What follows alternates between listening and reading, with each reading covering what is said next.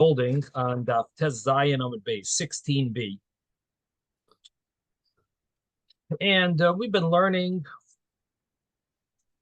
the Mishnah here talked about Mishalshal Defanois, and the way we understood the Mishnah was you're building these walls for your sukkah,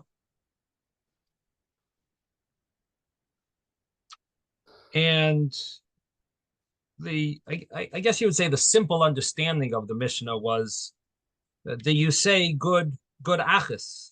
Do we say such a do we have such a concept that you can extend a wall from above to below? And the first opinion of the Mishnah said no, and Rabbi Yossi says yes.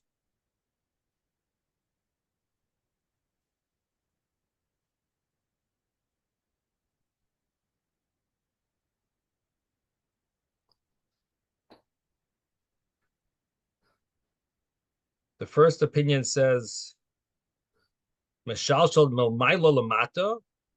So if it's a problem. If it doesn't go all the way down, it's a problem. Going up is no problem. Going up is as long as it's 10 handbreadths. Now, I say that that's the simple way of understanding the Gemara, because there is a minority view that is definitely surprising, but he holds that it's not that you extend the wall like good asset, but that the law of Sukkah only requires a 10 handbreadth wall. You don't need to extend it above. You don't need the wall to be extended above. It could be a 10 handbreadth wall, and that would be good enough for a sukkah. The schach needs to be covering over that area. So there's a concept of having a wall, but not necessarily does the wall need to reach the schach. So it's not that you need to extend it. That would apply to other laws. But the law of good asset, not necessarily do you need with regard to sukkah. Sounds surprising, but there's a Radvaz that talks about this, and seems to follow this very surprising view, that you don't need the law of extending a wall. In other words, you don't need a full wall. You just need 10 handbreadths. You're not your goal is not to have a full wall that covers it. But again, this is not the common understanding. Common understanding is we want the walls to be we need the walls to extend to the schach. We extend it through the law of good asik. The same thing would apply going downward. Would be the same thing, that you need a wall to go down, and according to the first opinion of the Mishnah, because the goats can walk through easily, that would not be acceptable for the laws of sukkah. So we would not say good achis. Now Rabbi Yossi says that you could say it both ways. There's a law of good asik, there's a law of good achis. It's the same thing, going upward or going downward. All you have is a wall that's 10 handbreadths. It can be extended. The halacha l'maisha misinai tells us that it can be extended. Now the Gemara says that brought the case of you have a bar, this cistern that's in between these two chatzeros, these two courtyards, and the Gemara talked over there about the case of about having the wall. Is that wall good enough? There's a wall that blocks the two courtyards, and as I mentioned, that wall makes that you actually cannot do an eruv. You can't do an eruv between those two courtyards because there's a wall. There's no entrance way to walk walk through, and at the same time, it could be that it's a problem to take water. What do you mean? I have a wall. Yeah, but the wall doesn't go all the way down into the cistern and block your water from your neighbor's water. So you're taking some of your neighbor's water, and he's taking some of your water and taking from the other courtyard. You're taking water from each other's courtyard. And that would be a problem. So the Mishnah in Eruvin mentioned that there's a few opinions. Number one is that you need to build an extra wall inside the cistern. And there's different opinions of where to build that wall. Does that wall, could it be above, like the first opinion? Our Gemara calls that the opinion of Beis Shammai. And the Beis Shammai says it's enough, even if you make it right by the lip, by the edge. And this is as we turn the page 16b. We have the opinion of Beis Shammai that it's good enough. You could just make an extra wall. And the point is that you're building a wall to show that you are concerned about taking something from one private domain to another private domain. This is a rabbinic rule, of course, because there's no problem biblically taking something from one private domain to another. But, rabbinically, that's an issue. You either have an eruv. So here, you're taking water. The law is that you make this extra wall that shows that there is at least awareness of this problem. Now, according to Beis Hillel, you need to specifically make the wall lower, and it has to be close to the water, and only then will it be a clearly designated wall for the purpose of carrying the water. In other words, it's more defined. It's more declaring it's more clear what its purpose is. So that seems to be an argument Beis Shammai, Beis Hillel, at least according to this opinion of Rabbi Shimon ben Gamliel. The first opinion was that either one works. Rabbi Shimon Gamliel says it's an argument Beis Shammai, Beis Hillel. And then we have the third opinion, and that was Rabbi Yehuda.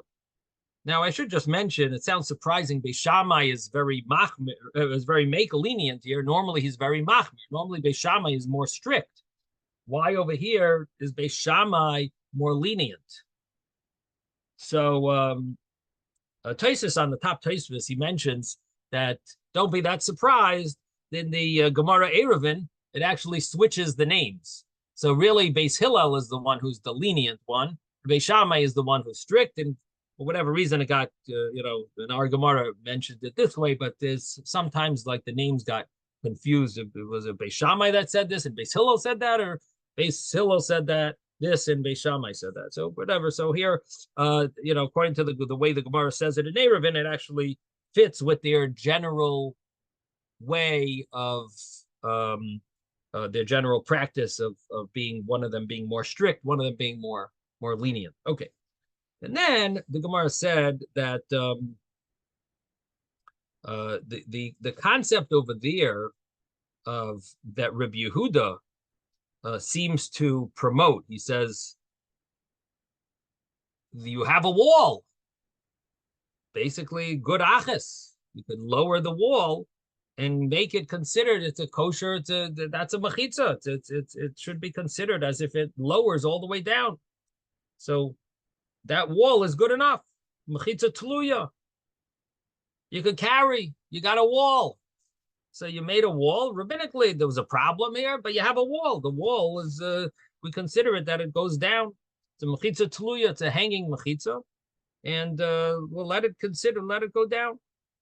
And Rabbi Yehuda holds you don't have to build anything. So that opinion of Rabbi Yehuda seems to fit very well with Rabbi Yossi in our mission. So we had the opinion of Rabbi Yehuda over there. We have the opinion of Rabbi Yossi in Sukkah. So it sounds like they hold the same thing.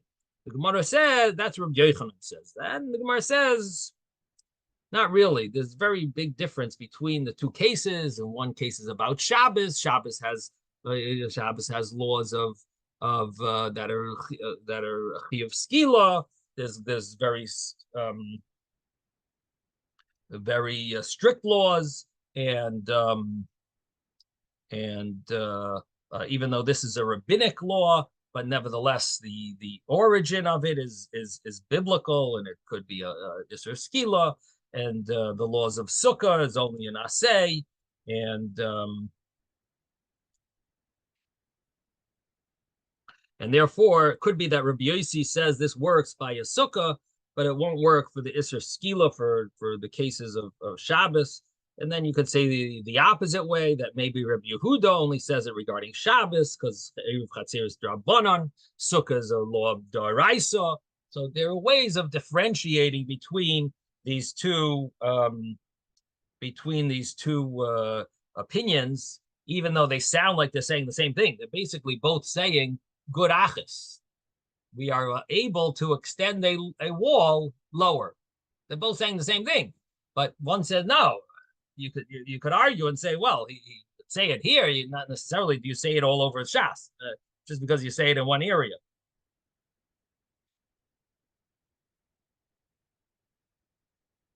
So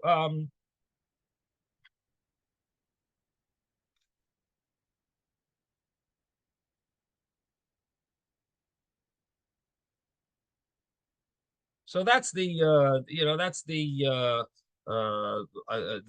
way of comparing these two cases, the case of Shabbos, the case of Sukkah, and how it's maybe not exact, not so, doesn't really fit hand in hand. Now, the Gemara then says, well, what about the story of Tzipori? In the story of Tzipori, you seem to have this, it seems to be a case where Rabbi Yossi spoke about Shabbos. So that's what the Gemara was bothered with about Tzipori, that you have a case over there in Tzipori where they seem to rely on this law regarding Shabbos. What's the case of Tzipori? So the case of Tzipori was that Rav Dimi came from Eretz Yisrael to Bavel, and he told them this story. He says they forgot to bring the Sefer Torah from one of the houses to the shul on Erev Shabbos. So the next day, what did they do? They spread out these sheets on top of these pillars, and they basically used those. They used this as a means to be able to carry from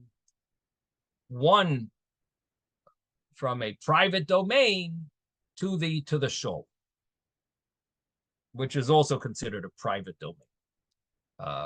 And now the problem they had was that there are other houses in that area, in that courtyard, or other courtyards in that mavui, and basically having other houses in that courtyard, or having other courtyards connected. The problem is that they didn't make an Eruv. So having other people live there in that area would create a problem of carrying even from one private domain to another. What do you do? So what you need to do, what they needed to do, was basically make a private corridor that goes from this house only to the shul, and then there's no other houses in that area that would be considered private domains that would make a problem. Because when you have other private domains, that's when you create a problem that you can't carry in the common area. But if you don't have any other private domains, then you can carry from your house to the common area. It's the problem is the other houses, the other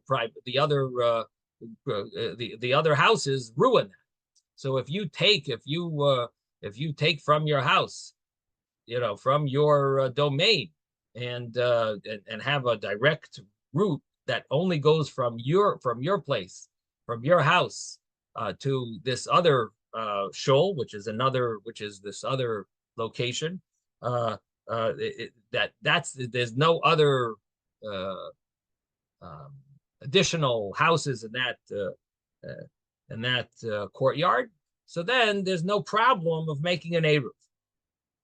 So this is what they did. They made this corridor of like a mechitza that basically went from this person's from this house that had the Sefer Torah to the shul.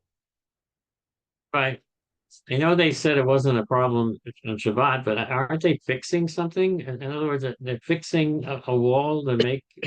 Yeah. I'm just So this curious. is Is there yeah. So the question was, so how did they do that? And the Gemara asked that question. How did they do that? So the Gemara even though answered, the sheets were already there, but even so, are they fixing something? That's my yeah, it's question. like it's like building something. That Yeah. right? It's saying it's like building. Right. So on this, the Gemara said, do you really think Hirsu Salka Daitoch? Did they really do that? And how could they have done that on Shabbos? And they brought sheets from their house, and the Gemara answers that no, they found them there. Now Rashi on that Gemara says that um, don't ask, don't don't be concerned that they built something here, that it's an oil. You know, they built this temporary dwelling, which is the way Rashi's calls an oil. Basically, this temporary dwelling, which would be called an oil, which would be a toilda of boina, would be a seemingly a derivative of boina, building on Shabbos. So he says, you're going to ask, what about that? So that's your question. So this is the way. So Rashi says, don't be goyrus that question. Don't, in other words, there seems to have been a text that actually worded the question of the Gemara in that way. So our Gemara words it mehechan hevium, from where did they bring them? So the problem was bringing it. How did you carry it? They there seems to be another text that made it like, how did they build it? And Rashi says, no, that's not a proper girsa. That's not the right. That's a wrong text. Legar sinon. Don't be goyrus it that way. Don't put that in the text, because that's not the question here. And Rashi holds that the only time you would have a problem of a temporary dwelling, like building a wall, is if it partially extends as an oyel, as a tent. If it continues, if you don't have any lip that goes a tefach over the area that you're making a wall for, then it's not called a temporary dwelling, and this would be permissible to make on Shabbos. This is Rashi's opinion. Now, the reason for Rashi's opinion is seemingly based on the fact that if you go into Hilchas Shabbos, the main issue is boinez, building. What is building? Building is generally a permanent type of structure. What is the toilda of it? It would be oihel, making like a temporary structure. What is an oihel? An oil is mainly a roof over something. It's protection from above. Binyan, building, would be protection from the sides. So when we're talking about permanent structure, then maybe a wall, or definitely a wall, would be a problem to build a wall. But when it talk about temporary, so according to Rashi, the issue would be basically oil. Would be making a tent over something, and if you're not making the tent over it, that would not be an issue. Now, the problem is that's very nice according to Rashi, but what about the other opinions? And the other opinions is that you're making a wall that's a halachic wall that permits something is a problem. And by building a wall, that's a so for example, what would the example be? Let's say you need to have a mechitza on Shabbos, to separate your Sfarim. Let's say you have holy books in your room, and you need to separate it because the person is with their spouse. So you need to create a mechitza, a halachic wall. So the problem on Shabbos would be building such a temporary halachic wall would be considered like a temporary mechitza, which according to some opinions would be part of the prohibition of baina. It would be a toilda basically of baina.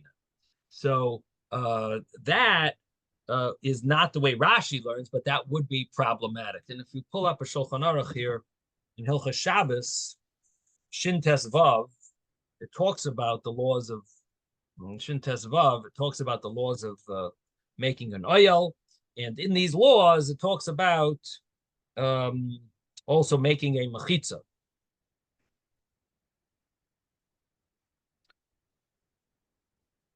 So it says that it prohibited to make an oil, which is a roof that protects from the chama, from the geshamim, the sun, the rain, even if it's temporary.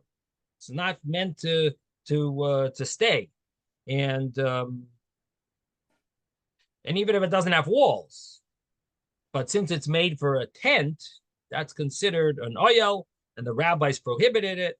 It's a gzeira because of an oil keva, which is a toilda of boina. It's a gzeira of a real oil, which oil is a toilda of boina.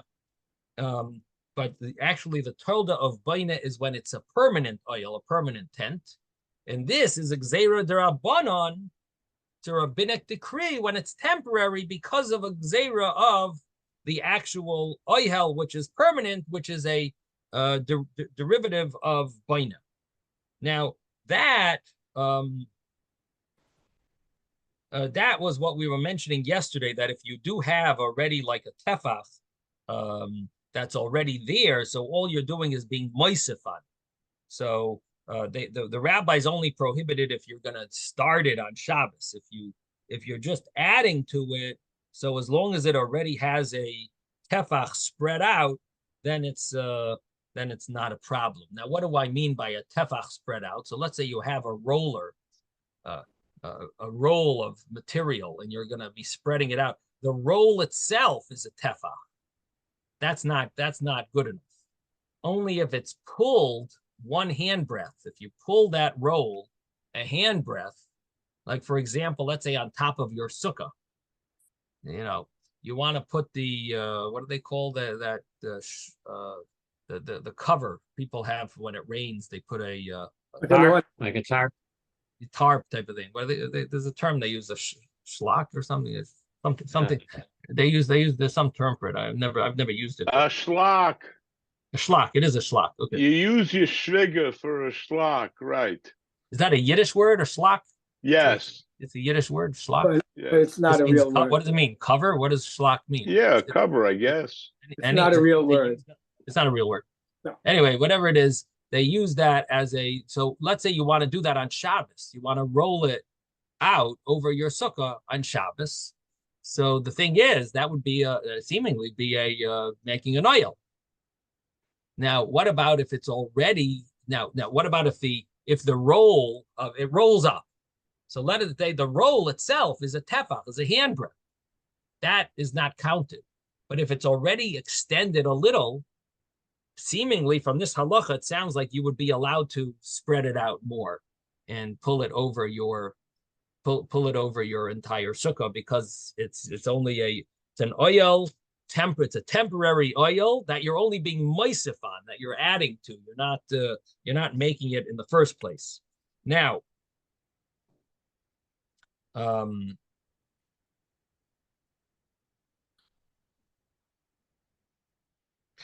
this applies to a roof. Now, what about the walls? And so here, you're allowed to make walls that are temporary on Shabbos, even to protect you from whatever, from the sun, the cold, whatever, but it's not a tent.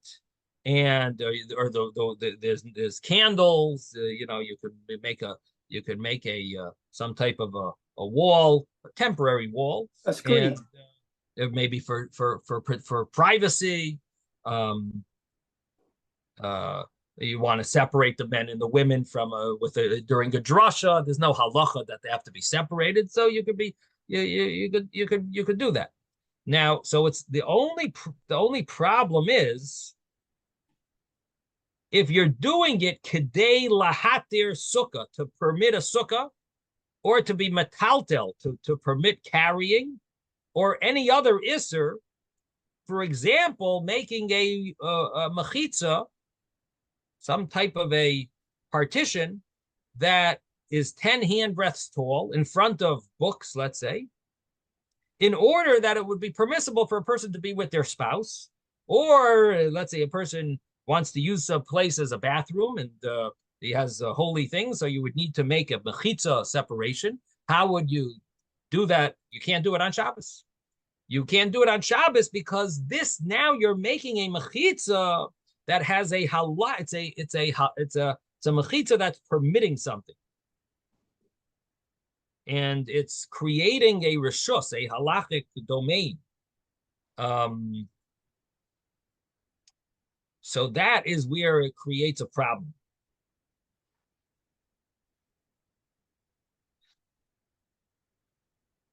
Now, what happens if you don't need the halacha element of it?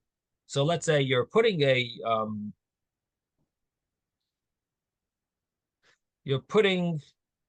what is the example here? Let's say there's a candle lit. A person wants to be with their spouse, but you can't have relations in front of light when it's light. So there's a candle. So here you don't need a mechitza, a halachic. You don't need a halachic wall. You're not creating a halachic wall. You're permitting you're removing the light from the area by blocking it with a thick, some type of a thick material that's going to block the light out. So that is not called a halachic wall. You're not creating a wall. You're just blocking the light in order for a halacha purpose, but it's not making a mechitza a halachic wall. And even though could be considered a halachic wall, but you don't need it as a halachic wall. You don't need to make a 10 handbreadth tall, and maybe certain width that might be considered a rishus, maybe for tefachim, 4 handbreadths, or for amos, maybe for cubits, but you don't need that. So in such a case, it's okay, it's permissible. Now, but some of these things you're talking about are inside a house, right? So it's not an issue, I don't think, in the same way. Oh, you mean outside would be different?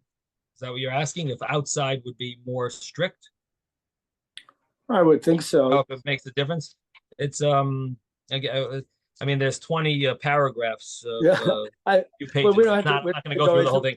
We don't have to go through it now. But if they gave you the extra bedroom to stay in someone's house, and it has all this sfarim, which happens to us all the time. So yeah. Problematic. Yeah. So problematic putting the sfarim in a dresser, or who knows what. Yeah, or closing it off before Shabbos, making a mechitza before Shabbos. But anyway, in any event, what we have here is that there are laws, there are opinions that obviously argue on Rashi. Rashi wouldn't say that. Rashi seems to hold that if it's not covering over, it's only a partition, it's not a problem. It's temporary. But the other shitas, and one of them is the Taisvis on the side over here, that holds that it could be a problem, and if it's creating if it's a halachic wall, so this would seemingly be an issue. Now, there is a question on this Gemara. Why didn't they ask a guy to carry the Sefer Torah? Why didn't they just get a guy to carry the Sefer Torah? or to why didn't they get a guy to bring the? Why didn't the Gemara answer that they had a guy bring the sheets to how did they bring the sheets? They had a guy bring the sheets. So the answer is that they didn't. They're not. The Gemara is not going to answer that they had a guy bring the sheets. It would have been easier to say they would have a guy bring the actual Sefer Torah. Once you're having a guy do something, carry something, let him just bring the Sefer Torah. You don't have to make a whole walls around there. Just let him do this. Let him bring the Sefer Torah itself. And you see from there that a guy is allowed to carry a Sefer Torah because obviously they didn't have a guy.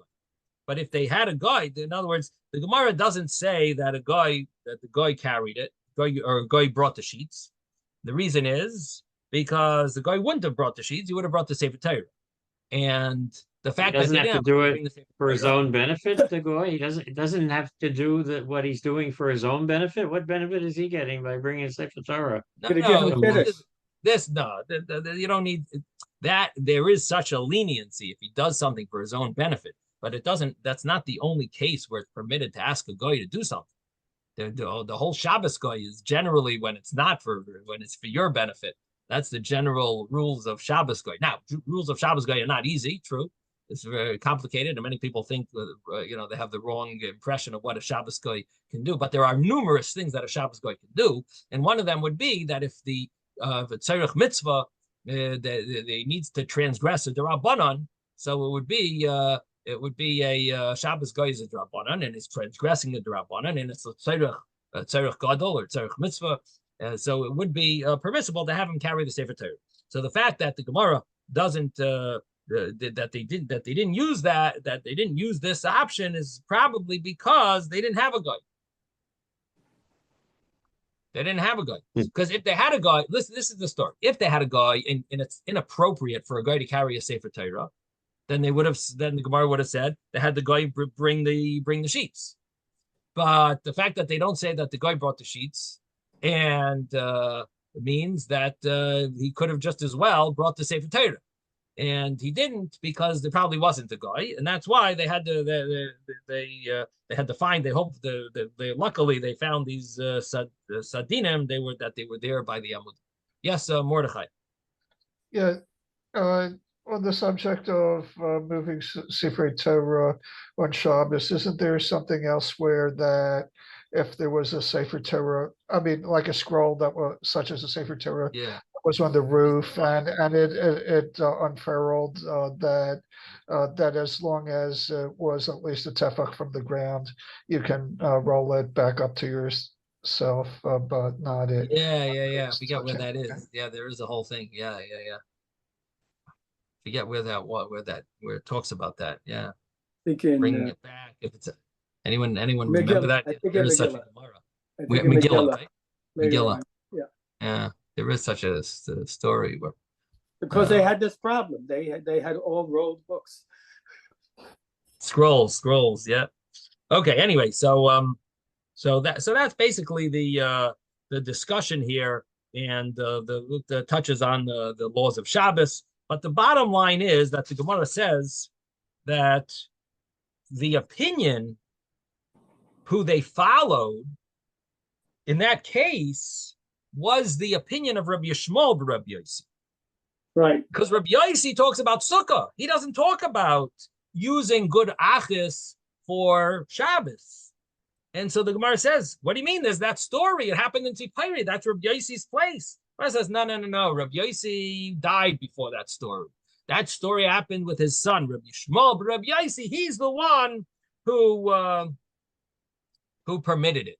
Now, the later halachic poskim have a big problem with this story because there is a rule in Choshen Mishpat, brought down in chapter 25 of Choshen Mishpat, that it talks about there that you're not allowed to permit something that the previous rabbi prohibited. If the previous rabbi, if there's a previous psak on this in this community, if there's a psak in this community on a certain thing, this community doesn't let's say a certain community doesn't rely on some leniency. They have a strict rule. So a later rabbi can't come and say, oh, no, I'm paskening differently. This is the minhag of the place. So if Rabbi Yossi only held the law of good achis regarding the laws of Sukkah, how could Rabbi Yishmael come afterwards and say, I'm the Rav now, I'm in Tzipori, we can follow a more lenient view, and we're gonna use the good achis even for Shabbos. What do you mean? Your Yossi lived here for, I don't know, 50 years, and he held that you can't use the law of good achis for Shabbos.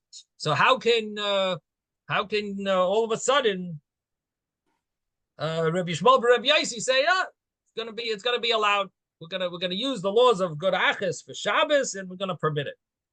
So the Bach proves from here that after a Mara da Asra passes away, then you could be lenient. In other words,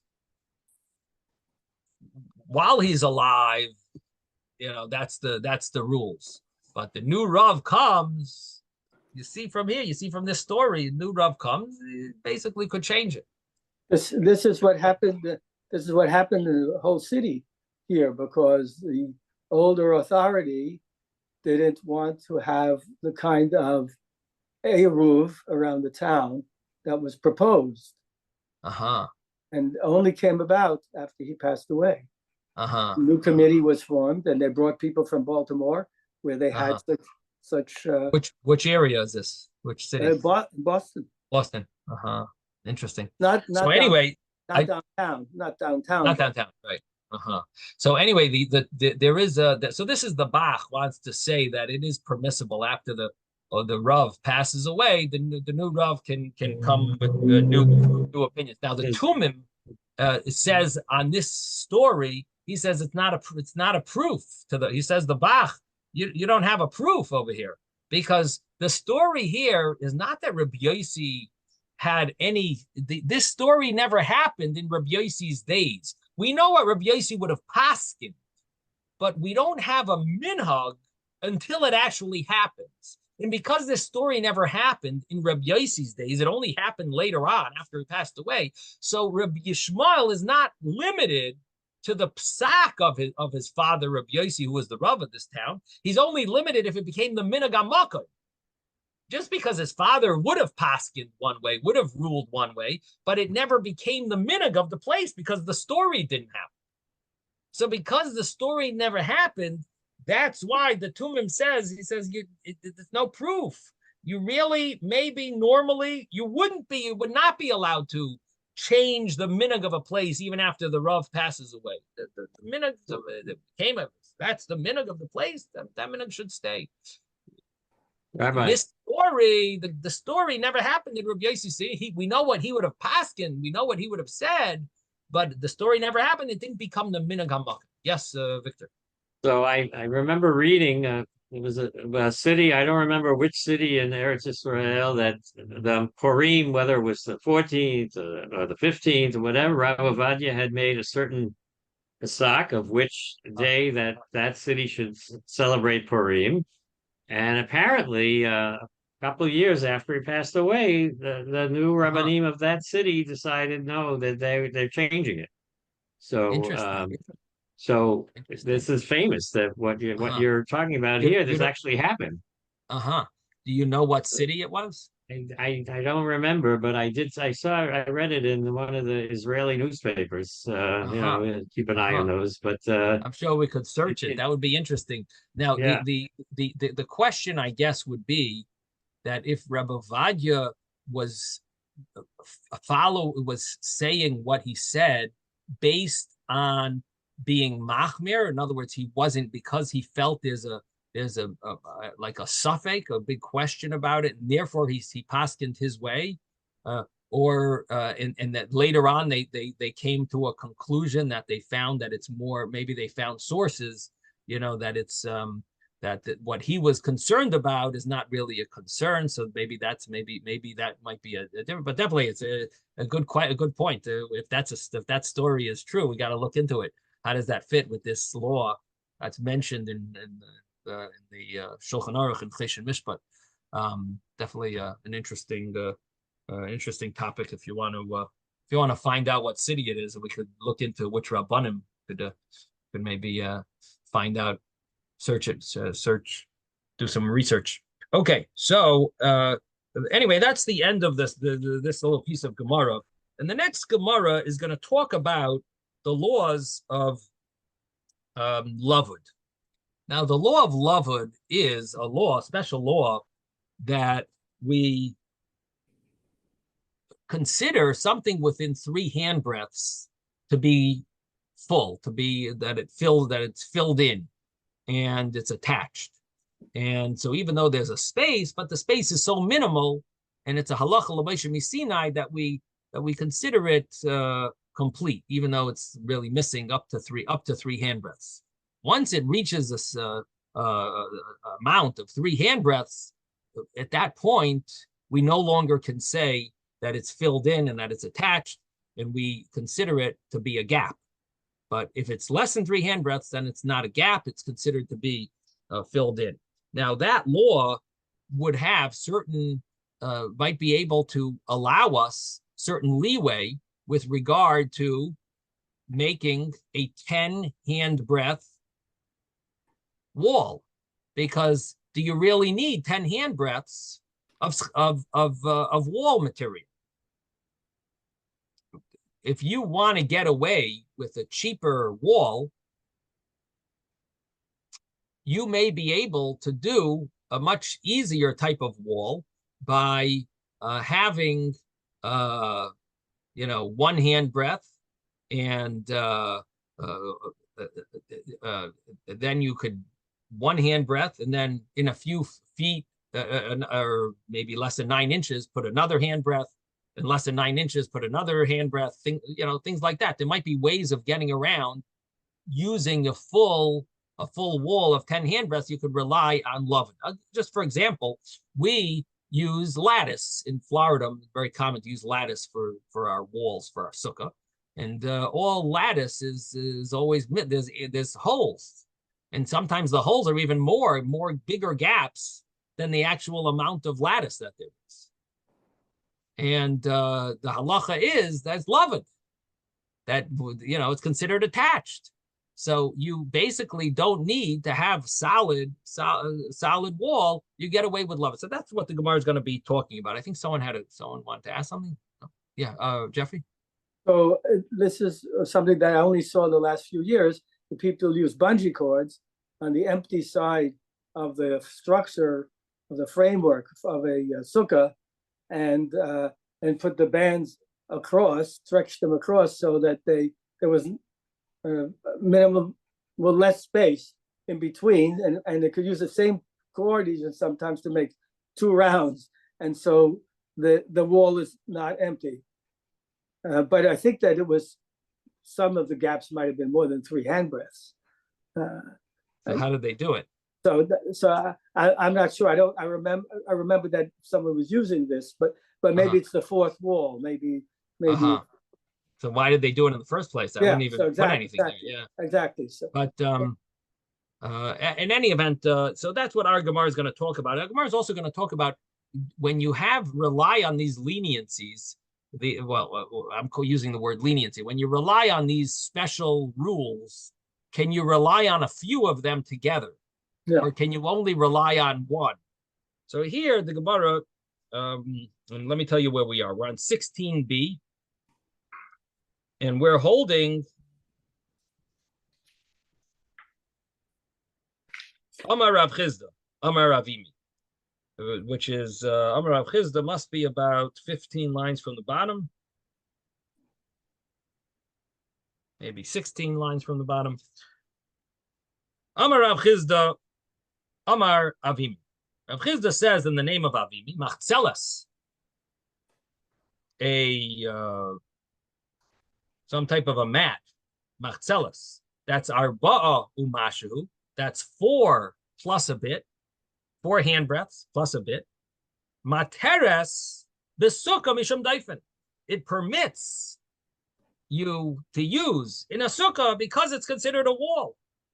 The mat is considered a wall. Now we know that you need 10 handbreadths, 31.5 inches, at least according to the lenient view. There are those that are more machmer to like 40 inches, the Chazon Ish view. But the more common accepted view is Rebbe Avram Chaim Noah, which is, if I'm not mistaken, 31.5 inches to be considered a wall. And here, Rav Chizda says, guess what? It doesn't need to be 31.5 inches. You could do 3.15 times 4 and get yourself, whatever that equals, about, get away with maybe 13, 14 inches. And all you got to do is use that as you have a mat that's that big. You can use that as a wall. What do you mean? I need 31.5 inches. I need 10 handbreadths. So the Gemara says, hey, how would you do that? How would that work? How do you put it to make it work? So the Gemara says, Talile Bamtza. You attach it in the middle of the wall, the height of the sukkah.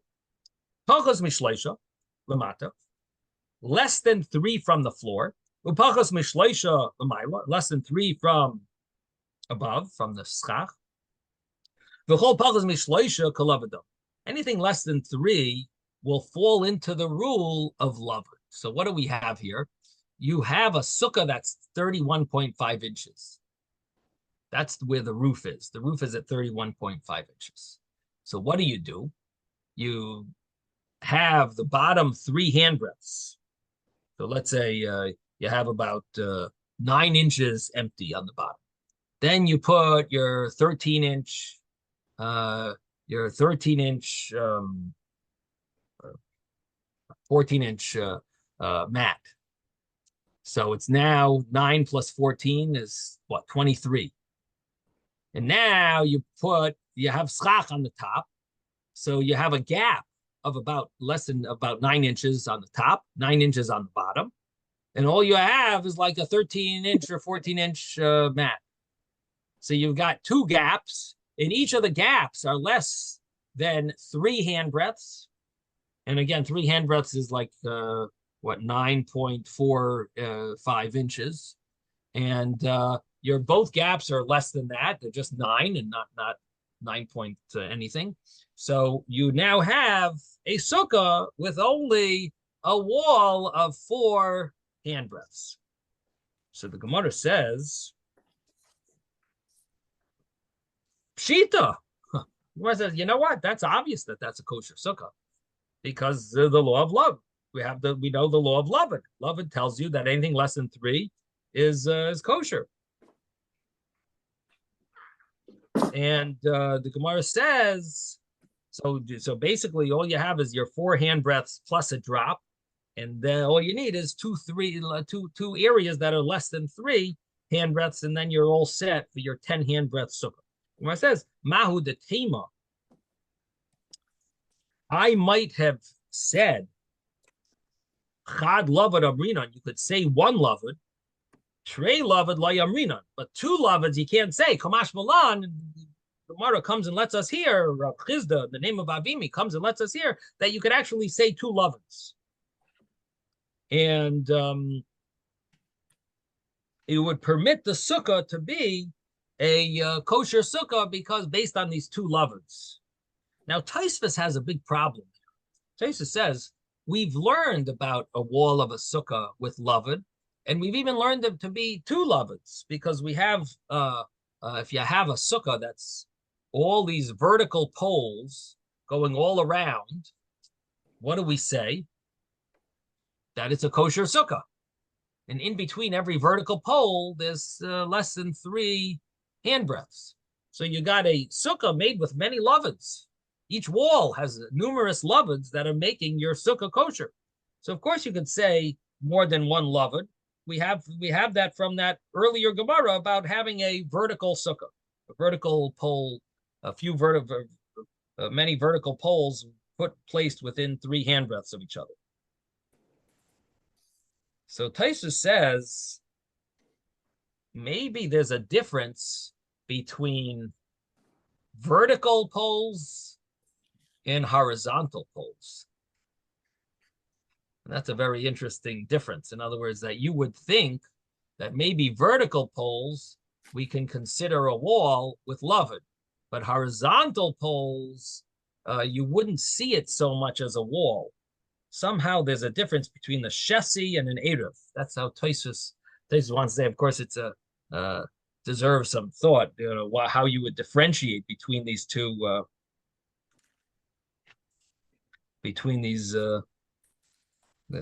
these two cases. See, I was thinking that maybe you could say it's the difference between the case there. I mean, Tosfos doesn't say what I'm going to say, but I'll just share with you a little thought that maybe you could say in Tosfos is the case that Tosfos brings from an earlier Gemara. Each pole has its own law of loved. In the case of our Gemara, you're using one mat with two loveds. That's what the Gemara is saying is unique, because you have the ground, you have the schach, and you're taking your machatzelas, this mat, and extending it up and down, extending it to the schach and bringing it down to the floor. So you're taking your one mat and bringing it to making the wall into an extended wall. That maybe you would think that maybe you couldn't do. But the case of having a sukkah that's vertical, a vertical sukkah, what am I doing really? Each pole, I'm extending to the next one. So each pole gets one loved to it. You know, so maybe you could differentiate, but Tosfos doesn't say that. So I don't want to, can't really say something if Tosfos doesn't say it. Probably not correct. Each pole has two lovelets, one on either side of the pole. No, the one on the other side could be the loved from the other pole coming to it. So I could do the same thing from either, in either direction. So that pole has a loved to the next pole to the left, and a loved to the next pole to its right. So it has two loveds on either, one on either side, just like the mat over here. Maybe that's the reason why Tosfot never even discusses it. Right. The reason I was thinking that maybe it could work is because when you do it in the vertical, it's good point, Ezra. The reason I was thinking it could work is, what are we trying to do here? We're trying to make this a wall. What are you starting out with? You're starting out with a machatzelas. You're starting out with the machatzelas, one piece of material, one material. And this material we're going to make into a whole wall, into a machitza. What do we need to do to make it into a machitza? We need it to be 10 handbreadths. So we're extending this one piece of material upward and downward. We're going to bring it up to the schach, and we're going to bring it downward to the floor, because we're extending this one material to make it a machitza. There, what are we making a machitza? We're making many, many poles into a machitza.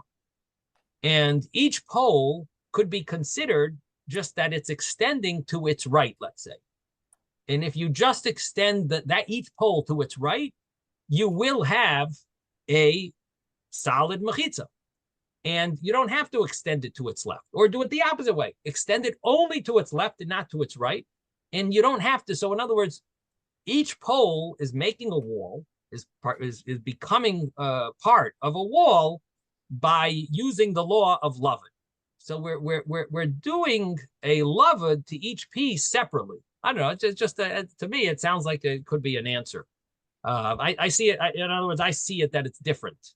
But I hear what you're saying. In other words, what you're saying is maybe the schach is going down to the machatzelas, to the mat, and the mat is going down to the floor. So you could look at it this way, that way as well. That the mat is only going one direction, and not two. I see what you're saying. That you're saying maybe just look at the schach going downward, and then the mat goes down.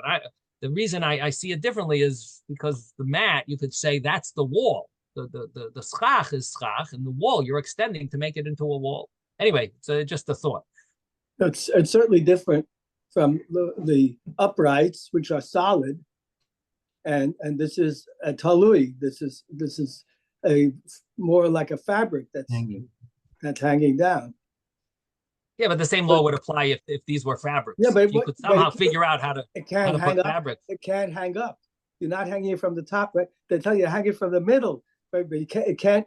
In one case, it's easy that it's hanging down. So you say, okay, it goes all the way to the ground. But when it's hanging up, it's different. They didn't suggest that you start further up because they want you to come to the ground. Right. But so it said put it in the middle, right? So it does look quite different from non-flexible poles.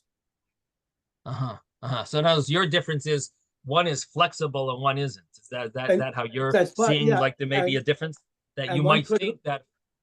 Right, and one could have been an A roof and the other couldn't. That you would see that possibly when it's flexible, you can't say loved twice. That's what you're thinking. Right. Interesting.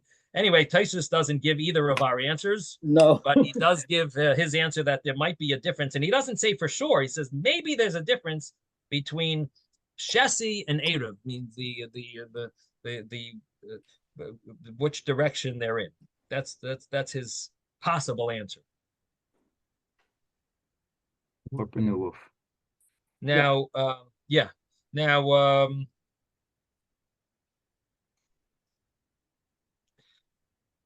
Now the next Gemara mentions,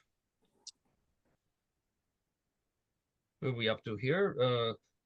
Meisvei. The next Gemara asks a question. That's a contradiction. It says Meisvei machzelas shiva umashahu materes besukkah mishum daifa. The Gemara says that this doesn't seem to fit what you just explained. With Reb Chizda says you could have a two lovads. We have a contradiction.